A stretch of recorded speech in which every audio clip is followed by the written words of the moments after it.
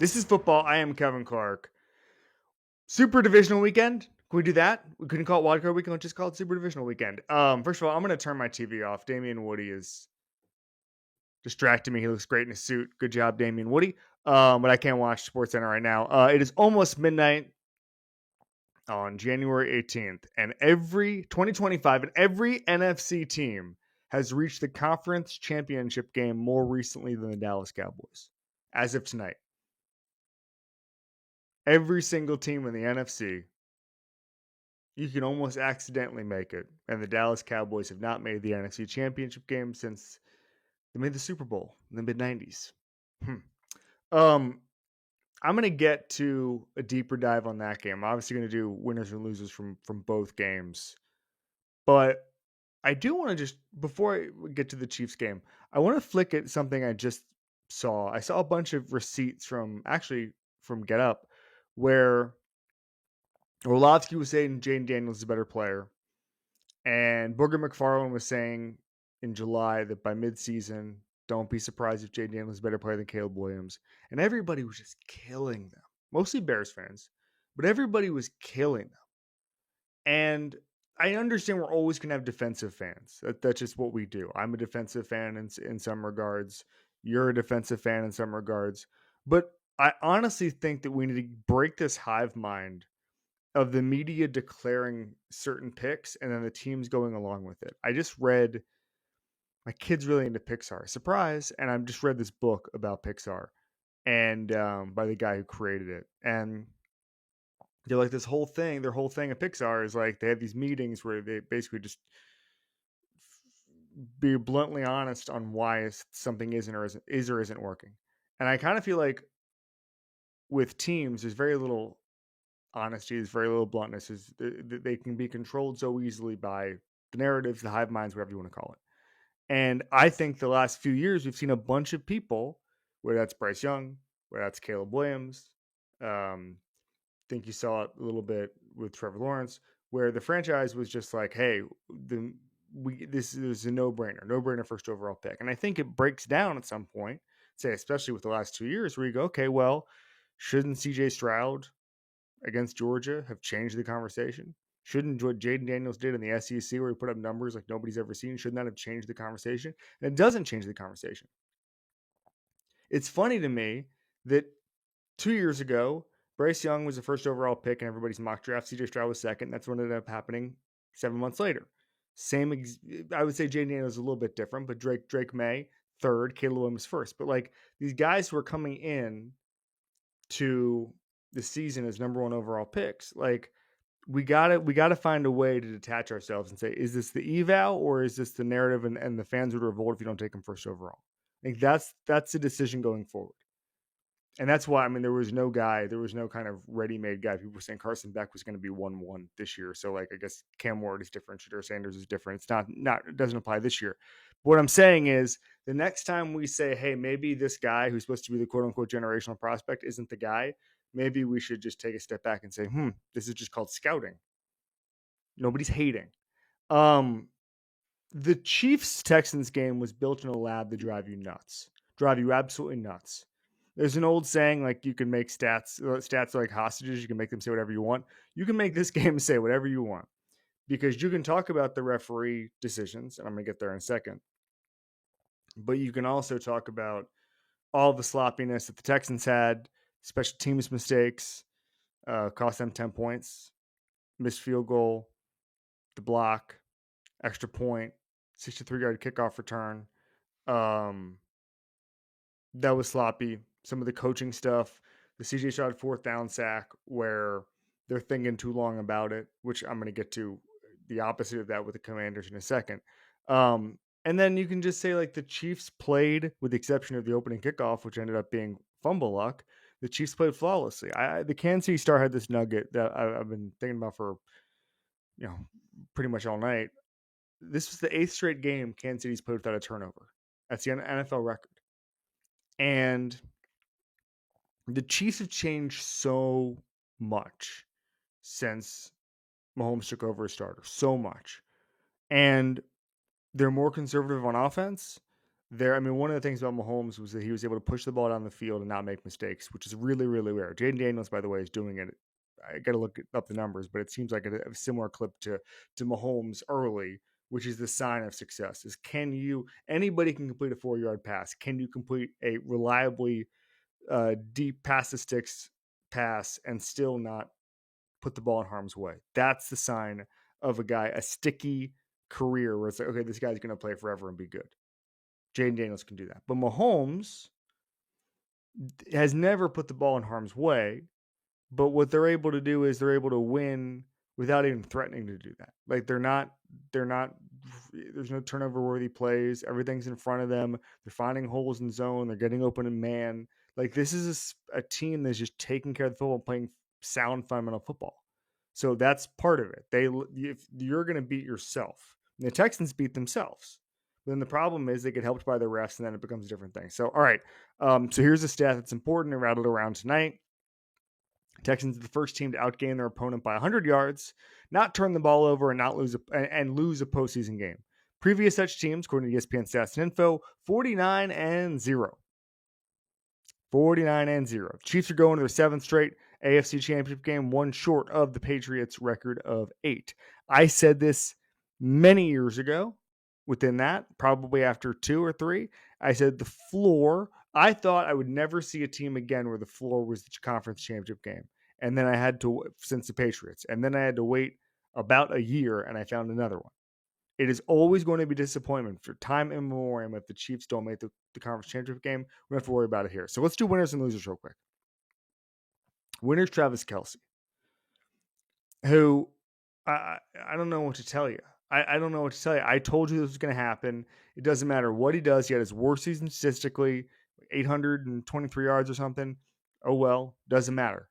Doesn't matter. He's going to find the holes in zone. Like what did Mitchell Schwartz say? Like they will literally, not only is their chemistry so good that they know what to do once the play breaks down. Like there will be times where they're supposed to run an in-breaking route and he'll run an out-breaking route, and they'll throw in time with those kind of adjustments because they just see the game the same way. They're Hall of Fame players who are telepathic, and we've seen that before and part of that just builds on itself, right? Like I remember people saying this about Gronk and Brady, where it's like they know they have their own language because they've run the same offense together for years. So by year 8, they're able to say, "Hey, man, remember that thing we did in Cleveland 2016? Let's just do that right now. It'll be fine. Let's just do that." And like nobody else needs to know, like. And so there's that part of it, and the other part of it is like knowing when to go to things, knowing when, hey, I'm this has been open for Travis Kelce all season. I'm pulling the break in case of emergency or break in case of emergency glass. Right, I'm going to that now. 7 of 8 targets, 117 yards and a touchdown, 62 yards after catch. We got to find out via next gen stats if Travis Kelce had the slowest broken tackle this year, because boy, he was not moving, but he knows how to go. He was not moving quickly, but he knows how to move. He knows how to move on a football field. Again, that's this whole thing.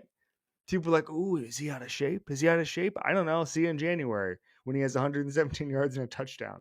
There's nothing in this world that is going to keep him. He's going on like these interstellar missions, right? He's like, he might be living 3 million years on another planet. He's going to come back and he's going to get the ball between a linebacker and a safety. Somebody's going to be out of position. He's going to rumble down there and he's going to set up a score, or he's going to score himself. It's going to happen. There's nothing that can stop that. It's going to happen next week too. It may not happen as many times today, but there's going to be a catch where you say, how the hell did that happen? That's the overarching thing of the Chiefs dynasty. How did the hell that happen? He has more playoff games with 100 yards, 9, than any 2 tight ends in history combined. This is via our buddy Paul Hembo. I don't know even how to put it into context that, like, people were joking, like, does he not care about the regular season? I don't think it's that. I think it's they've become an NBA team where they go, all right, well, we know exactly what we need to do. We know when to peak. We know what we need to work on. And, they're in their final form. Like they're in their final form. And again, I'm not going to say we never see anything like it because we have seen it. And by the way, I just told you of an example of when I was like, oh, the one obviously team with the Patriots again. All right, we'll see it like after a year. So like when Kelsey hangs it up, maybe we'll see a tight end right after that. I'm just too old to say we'll never see this again. What I am saying is that this is special and it's repeatable and it's going to last longer than you think. It's going to last longer than you think. Loser, the refs. So I'm going to give you my line off the top, which is NFL games are not rigged because if NFL games were rigged, the Cowboys would win championships. They would make the NFC Championship game, which they have not done since 1996. Again, every NFC team has made it since then. So, I mean, this is also my line about the NBA is like, okay, I do think there's some NBA referee chicanery, but then why did the Spurs win a bunch of titles under David Stern? Why did the Pistons? Like why don't the Knicks make the finals anymore? What happened there? Remember David Stern famously said the best final would be Lakers versus Lakers. Okay, sometimes the Kings got screwed, but a lot of times there were other teams out of the West. So if the NFL was rigged, the Cowboys would win a bunch.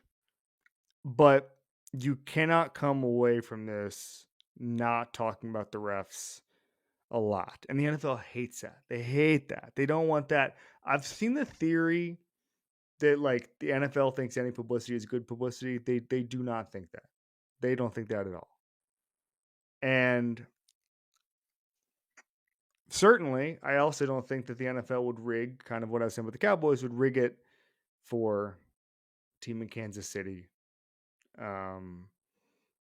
That I know we would do a Taylor Swift conspiracies because it was before that they were all oh the Kansas City refs or whatever.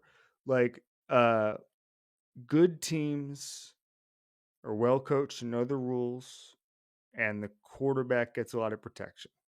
Any star quarterback, stars get it more than anybody else.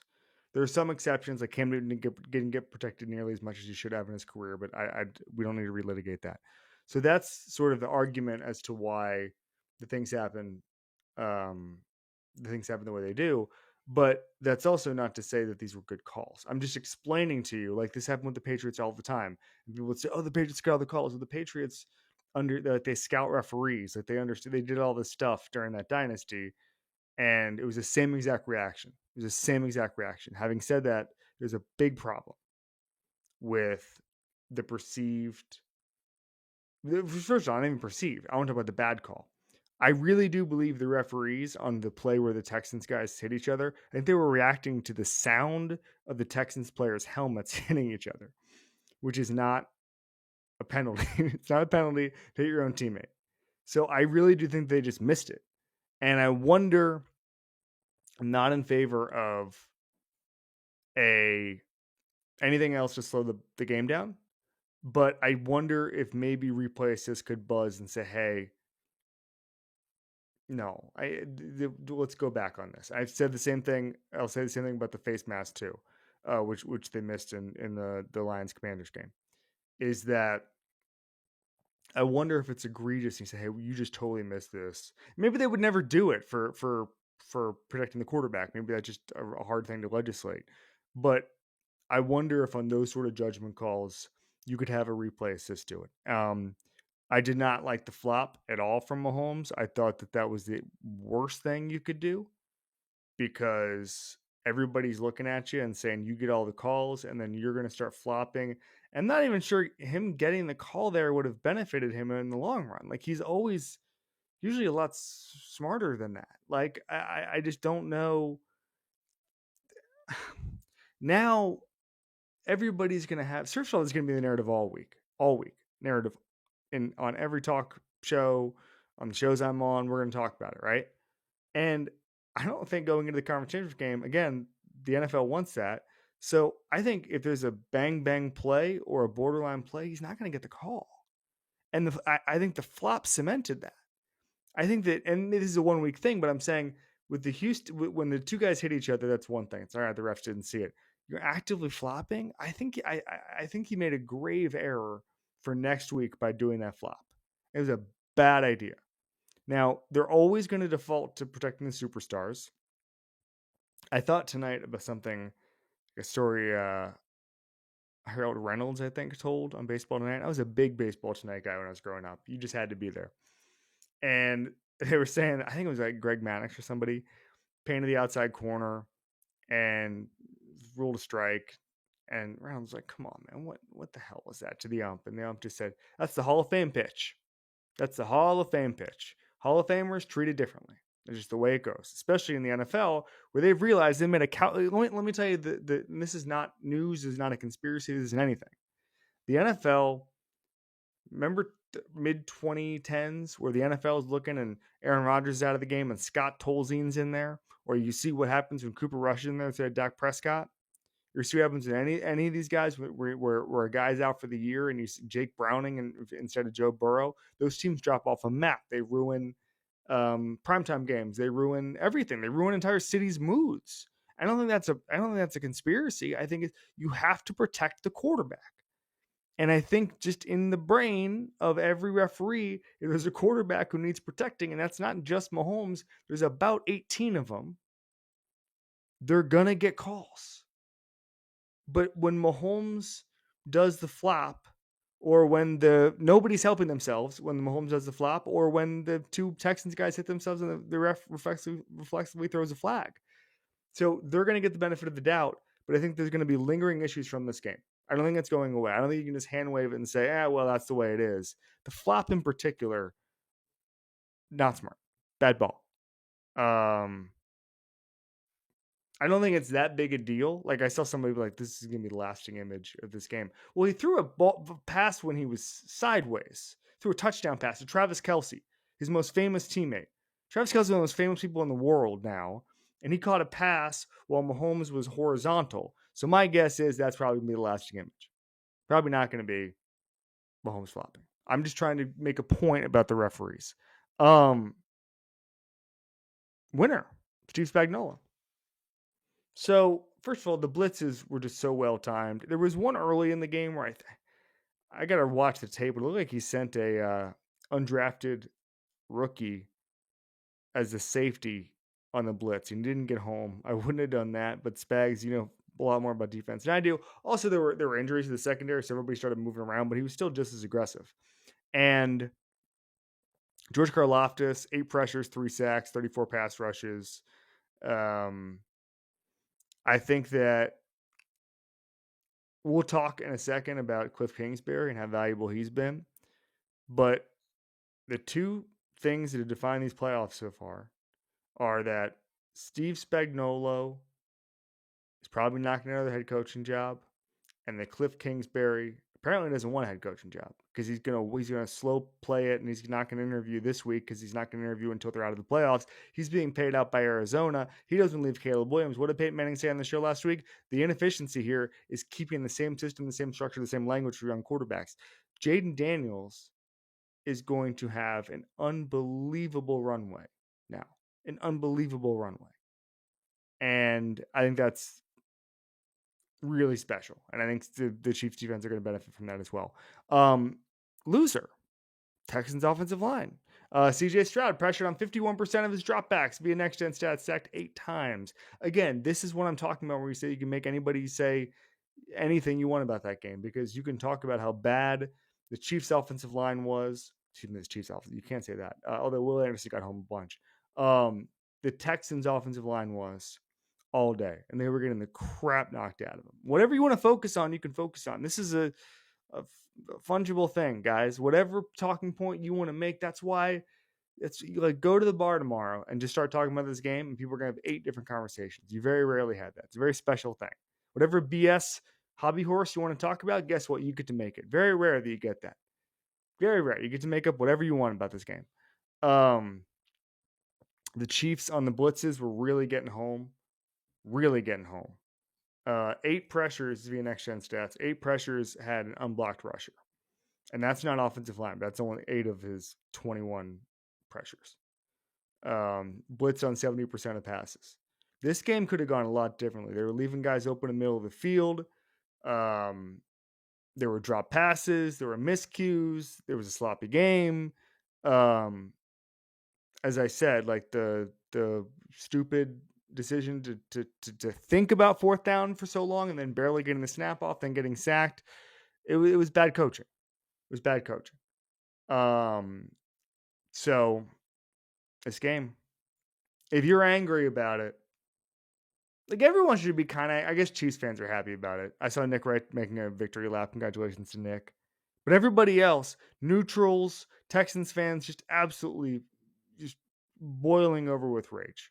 Which I'm not even a neutral. Like I don't root for anything. I just see it as I don't even know what I am. An observer. I'm a noticer. I'm a noticer. All right, let's get to the other game. So here's a stat. The Lions averaged over 8 points, over 8 yards per play tonight. Very close to the record for any team in a playoff loss, which was, I'm going to give you a second. Who averaged the most yards per play in a playoff loss? Are we going to get sued if I do the Jeopardy song? The answer is Tom Brady. This is via Chase Stewart. Tom Brady's Patriots in the Eagles Super Bowl. 8.5. Lord have mercy. 8.5 yards per play and losing. I loved that game. That was the only Super Bowl. I don't want to sound bratty. I'm going to craft this very carefully. That was the only Super Bowl that was enjoyable as a football product that was similar to a game in a home stadium. So there are games where I'm just Super Bowls where I'm so happy to be there. Where like the 28-3 game or the Rams Bengals game or whatever, just thrilled to be there. But Eagles fans, for whatever reason, or not for I know why, but were able to get in the stadium far more than any other franchise. And they were so loud, and that game was so back and forth. Oh, I missed that game so much. It's the only game where I was just the Super Bowl where I was just floating. Because the other ones, like the NFC Championship games, Seattle, San Francisco, those games were amazing because it was the environment and all that stuff. The Chiefs and Titans, like those games, those are the best games I've ever been to. The Super Bowl is very, very rarely in the conversation for games where I'm just like, this is football nirvana. But that Patriots Eagles game is in the mix there. All right. So the winner here that I'm starting with is math, because I asked someone years ago, I said, in 20 years, what are we going to look back on and say, I can't believe we did this in football? And the guy was like, most of the core tenets of football really work. Like Andy Reid is an old school guy and he wins a lot because he does hard practices and hitting and all that stuff, right? Only thing that's we're really going to look back on and say, I can't believe teams did that, is the way we approach fourth downs. This is a few years ago, 4 or 5. And maybe longer. And in the last 2 years, whether that's Dan Campbell or now a team beating Dan Campbell, we've seen teams that don't even think about kicking the field goal. Don't even think about punting on 4th and 2 near midfield. Don't even think. Now, there still are the same conservative coaches, or dinosaurs, whatever you want to call it. But the culture, to me, culture building is trusting your guys and saying, yeah, they got this. I'm not too worried about it. What do you trust more? A series of events that relies on another offense and all of this stuff? What call are they going to put in? Do they ever run in quarterback? There's so many variables. Or can you get 2 yards?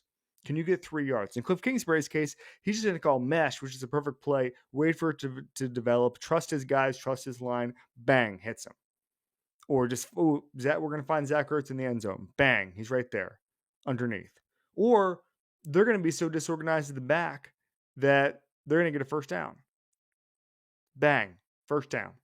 On the too many men, right? And that was just inexcusable from Aaron Glenn and that Lions defense.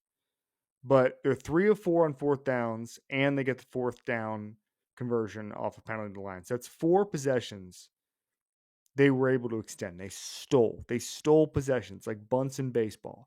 Do not give away outs. Do not give away possessions. You only get a finite amount of them. Even though it seems like I can get the ball back, whatever. No. We know kind of what the parameters are of an NFL game. If you've got a chance at 4th and 2, go for it. They added, and this is, if you're a math guy, you're excited about this. If you're not, I'm going to get through quickly. They had a 25% win probability across those 5 plays. 25%. 25%. And in the regular season, they added 119%. So that's over the season. It's adding in all this. I'm not saying there was one game or whatever. No, it means they basically, I don't even know the conversion rate on this, but it sounds like they won a full game because they went for it on fourth down. And by the way, they won a full game tonight because they went for it on fourth down. I'm so lost in math right now. I can't even begin to tell you where I am right now. So that's the culture. Do you trust your guys to go do this? You practice this. You have good play callers. You have Jaden Daniels, who like I thought it was really sloppy ball, like Terry and Arnold just biting too much on that the rollout. I mean, it was unblocked. You know, it could have been an open field tackle, whatever. Jaden Daniels, cool as a cucumber, just rolls out to his right and gets there. The confidence is required in your play caller, in your quarterback, and knowing the Lions aren't going to play that correctly is stunning.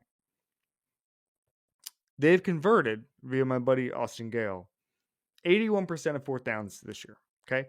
I don't think that's the most all time because the Chiefs in Mahomes' first year, so it was like 91% or something crazy like that. Anyway, listen, that's 14% better than the Eagles the year they won the tush push ban.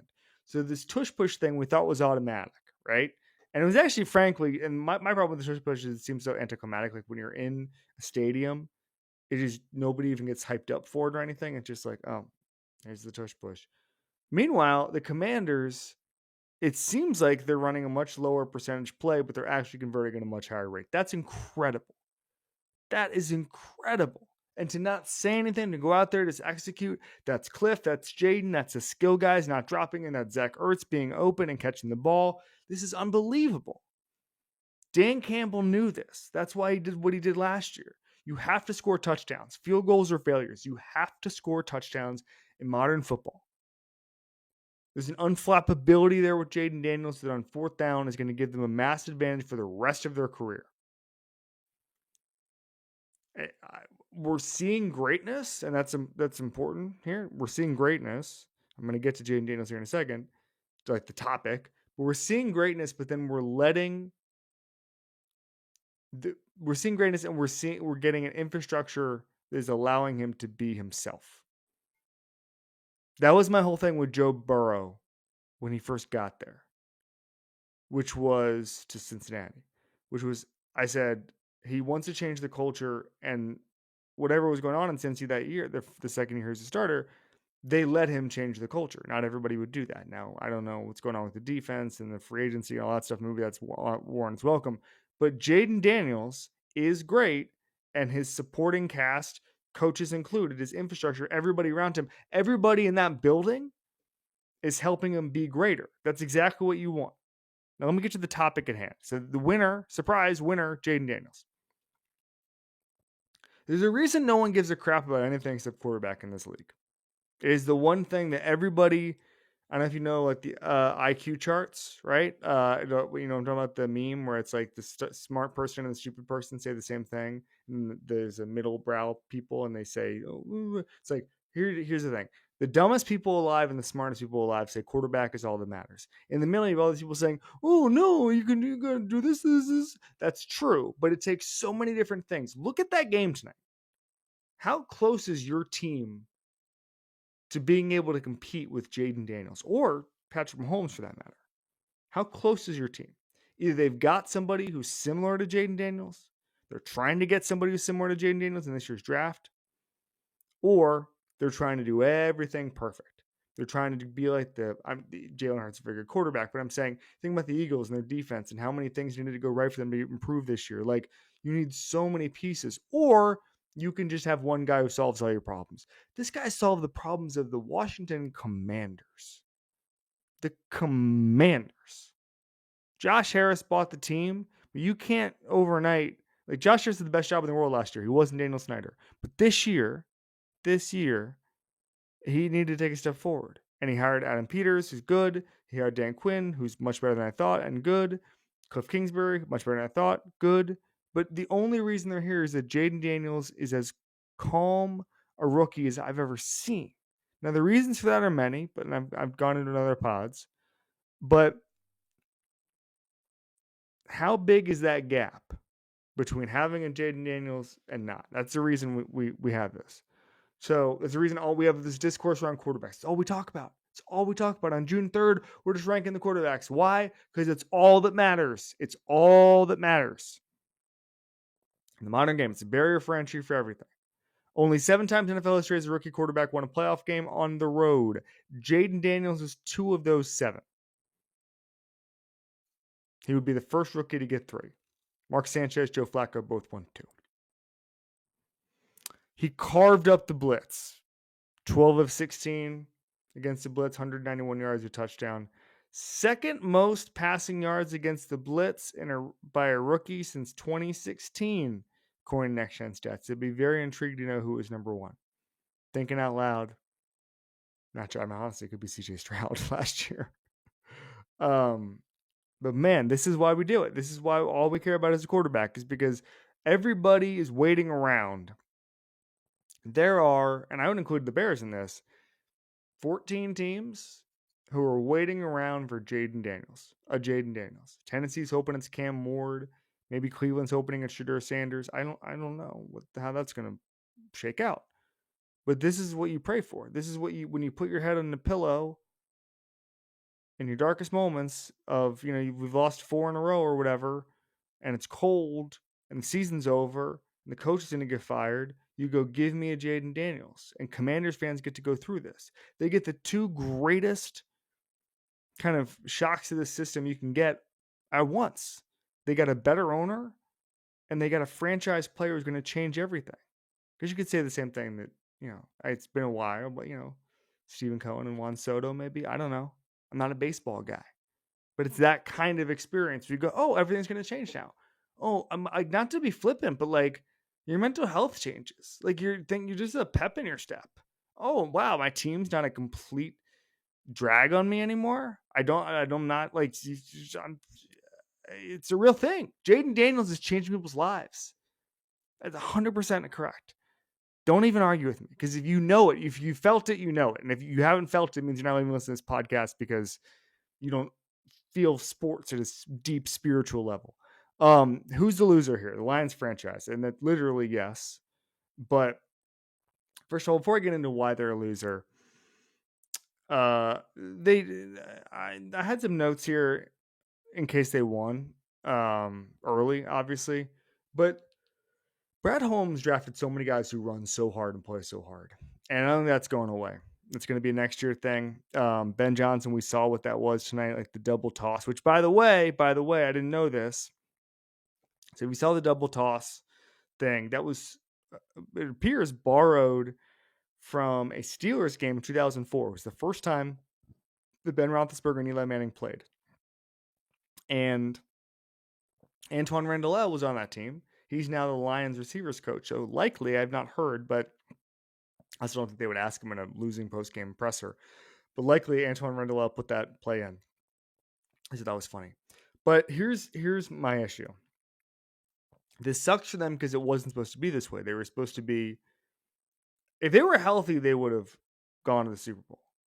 If they were healthy, I would have made the case that they were going to win the Super Bowl. If Aiden Hutchinson was there and Lee McNeil in the secondary, I would have made the case they're going to win the Super Bowl. I will probably always make that case, depending on what we see in the next couple of weeks. If the Chiefs are just throw a bunch of teams in the garbage can, maybe I won't make that. Maybe I won't make that case, but I think the Lions were the best team at their peak that I saw this year. And they didn't peak for long. I think I saw a stat, Aiden Hutchinson more sacks in a game against Tampa than anybody else did the whole year for the Lions. And Brady said it during the game. He said, the window closes every year. So what do we have here now? We have Ben Johnson probably leaving. We have Aaron Glenn probably leaving. You have a game that I think is going to be more frustrating for fans than maybe the casual thinks, right? Like the 4th and 2, too many men on the field penalty, like the sloppy play, the over pursuit, as I talked about on 4th down. How many plays did it seem like, oh, just get one hand in there? Oh, it would have been, the fumble with Jared Goff before the turnovers. The interceptions are one thing, like the fumble in the first half where they were driving down there. It's going to be a more frustrating, more haunting game than we think. But This is the second year in a row the Lions got close and couldn't get there. And I think there's this default feeling in sports that whatever's happening now is going to be true forever. I see it all the time, especially in college football. Oh, that team's never going to be good. Well, okay. Remember that kind of mocking. Oh yeah, Texas is back, huh? Texas is back. Well, guess what? Texas is back, and the people who say those things don't even bring that up anymore, right? We just eternal sunshine of the spotless mind. We take for granted that what is happening now is going to happen forever. And I think that the Lions having to replace two coordinators, a franchise as good as the Eagles couldn't do it 2 years ago. They missed on their coordinators. The entire season got torpedoed, and we thought Nick Sirianni was going to get fired. And if he hadn't impressed Lurie and Howie Roseman, he might have been. And we've seen that before. Andy Reid has hired bad assistants. It's just an X factor. Who knows how Jared Goff, who, by the way, played very poorly tonight, who knows what that looks like next year? I think Brad Holmes is still going to draft well. I think that they're still going to make strides as an organization. But the idea that, like, the NFC is getting harder. The NFC is going to get harder. The Niners will be healthier next year. The Eagles and that defense can take one more step forward. Jaden Daniels and the Commanders beat them tonight. They wouldn't have won if they were healthy or whatever. But let's not get into the hypotheticals. But Jaden Daniels taking a step forward. The Bears can't be bad forever. I'm just trying to see if you're paying attention. The Bears can be bad forever. The Packers might be good next year, better. We'll see about the Vikings. They're probably kind of in the same boat as the Lions, where they're going to maybe take a step back. We'll see, especially if they get a new rookie quarterback. And I'm a huge JJ McCarthy fan, but I'm just looking around the NFC and saying this was the year. Sports are cruel. They're unfair. They probably inflict more pain than they reasonably should, and they probably inflict more pain than they give you pleasure. And yet we're still extremely stupid about them, and we still are addicted to them. And I feel so bad for Lions fans because this was supposed to be the year. It all made sense. It's on the short list in the last 10 years of teams that it breaks my heart. By the way, I would put the Jets on that list from last year because that should have worked. It should have worked last year. I don't want to do the Jets right now. I want to do Lions. This whole thing should have worked this year. They should have won the Super Bowl. They deserved a Super Bowl. They built the team the right way. They retained their assistants. They took a quarterback who nobody wanted, and they turned him into a guy who played like a top 10 quarterback for most of the season, who was worth the money. Amon-Ra St. Brown was just one of the best receivers in football. As I said, they drafted like 10 guys who run hard as hell, who are nightmares to tackle. And in the defense, over the past 3 years, have gotten better every single year. Sometimes you lose double-digit guys on defense, it just doesn't work. Life is not fair. Football is not fair. It breaks my heart, and I hope, if I can hope anything, it's the Lions are back sooner rather than later. I don't know if that's next year. I don't. But I do know if you keep drafting well and you keep making the right decisions, which they do both those things,